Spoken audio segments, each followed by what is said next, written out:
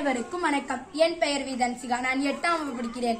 ஆண்டுகளாக வயது ஏற ஏற இளமை கூடும் பேரதிசயம் பெற்ற என் தமிழ் அன்னையை வணங்கி, தன்னை விட உயரத்தில் நிற்க வைக்க, எங்களை தரணி ஆள வைக்க, எங்களுக்காக முழு மூச்சாய் உழைக்கும் ஆசிரியர் பெருமக்களை வணங்கி, அறியாமையை சுருக்கி அறிவை பெருக்கி நாளை சூரியனை போல் ஒளி வீச காத்திருக்கும் என் இளம் காளையர்களே, கண்ணியர்களே, வருங்கால தேவைகளே, எதிர்கால மேதைகளே, உங்கள் அத்துணை பேரையும் சிரம் தாழ்ந்து வணங்கி பேச போகிறேன். என் தலைப்பில் இறங்கி, இருந்தாலும் மறைந்தாலும் பேர் சொல்ல வேண்டும், இவர் போல யார் என்று ஊர் சொல்ல வேண்டும் என்ற வரிகளுக்கு பொருத்தமானவர் பெருந்தலைவர் காமராஜர்.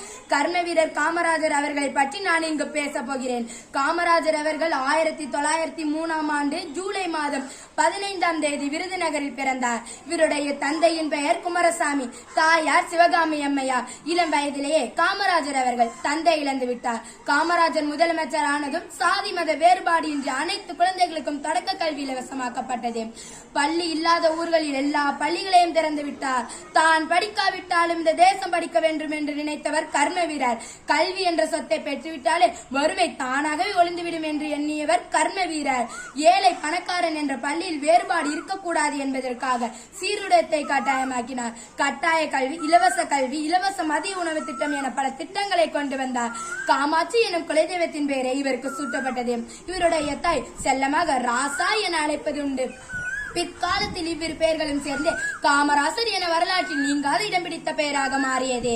தாய் நாட்டிற்காக 9 ஆண்டுகள் சிறைவாசம் அனுபவித்து காந்திய வழியில் கடமையாற்றிய காமராஜரை 1954ஆம் ஆண்டு முதலமைச்சராகி அரியணை ஏற்றி மக்கள் அழகு பார்த்தனர். இந்த காலகட்டத்தில் ஒவ்வொரு துறையிலும் அவர் எடுத்து வைத்த ஒவ்வொரு தொலைநோக்கு பார்வையுடன் அவர் எடுத்து வைத்த ஒவ்வொரு அடியும் அவரை காமராஜரை கர்ம வீரராக்கியது.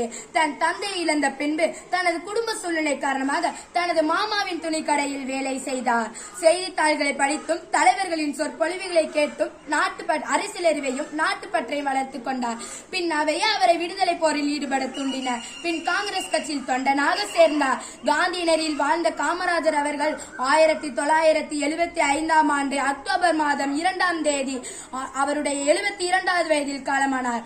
1976ஆம் ஆண்டு இந்திய அரசின் மிக உயரிய விருதான பாரத ரத்னா விருது அவருக்கு வழங்கப்பட்டது.